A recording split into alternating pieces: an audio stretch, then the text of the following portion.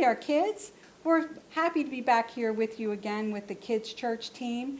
And today we are out in the wilderness again, where we often come, where Peter is our guest. And Peter came with me again today, because what we want to do today is teach you a lesson from the Bible. The Bible tells us in a Bible verse that I'm going to read for you, it's from Galatians 6:9. And it says, "Let us not be tired of doing good, because if we don't give up, after a while, we will reap a harvest of blessing." So, Peter, I thought maybe you could tell the kids today what we're talking about with this harvest of blessing. I would love to. Okay. I would love to. Hi, kids. Gee, it's good to see you again. I'm just so glad to be back. Every time I come back, I'm just so glad to see you. I know I can't really see you, but I can sure picture you, just like always, and it just makes me feel so good. Well, today's lesson is about sowing. And it's not like sewing with a needle and thread. No, it's a different kind of sewing. And I want to tell you about that. You know, when we walked in the wilderness, Jesus was always teaching. And there were always people following him. And he never got tired. I don't know how he did it. It just seems like he never slept. And people were so glad to hear his words. Far and wide, people would come to hear the words that he would say. And one day he was talking about sewing. We said, sewing? Jesus, we have some people that can sew. Yeah, they can fix our garments. No, Peter. This is a different kind of sowing. It's about sowing seeds.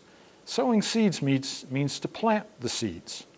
And you know, Jesus loved parables. Sometimes the stories he told had meanings that were different than what we thought they would be. So when he talked about planting things, we kind of wondered what he was getting at. Well, sowing is planting things, and indeed, if you plant an apple seed, sure enough, you'll get an apple. Might take a while, but you'll get an apple. If you plant a tomato seed, eventually, you'll have a nice red tomato. Likewise, if you plant a kernel of corn in the ground, and at some point, you'll have delicious corn. That is sowing. Well, the same holds true with the way that you act in life. The good things that you sow will give you good things down the road.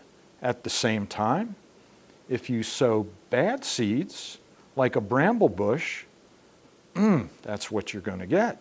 You're going to get a prickly, nasty bush. Well, that holds true with the way things are in life, kids.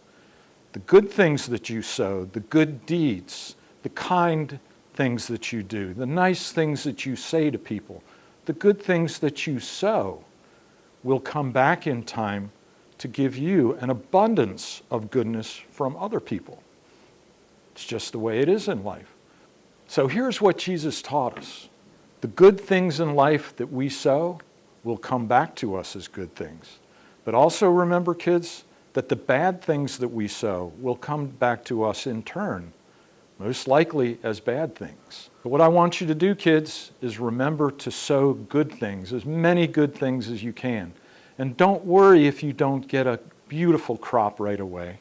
That's not the way it always works. Sometimes the things that you take, like that apple seed, takes a long time before you finally see an apple. And likewise, the good deeds that you do may not come back to you right away. But if you wait long enough and you sow enough of those good seeds, good things will come back to you. Jesus wanted us to know that. And that's why as we walked along, he told us these wonderful stories. They made a lot of sense to us. So I'm going to get back on the road again. Hope to see you out there maybe. If not, I'll see you back here in church someday. Bye-bye.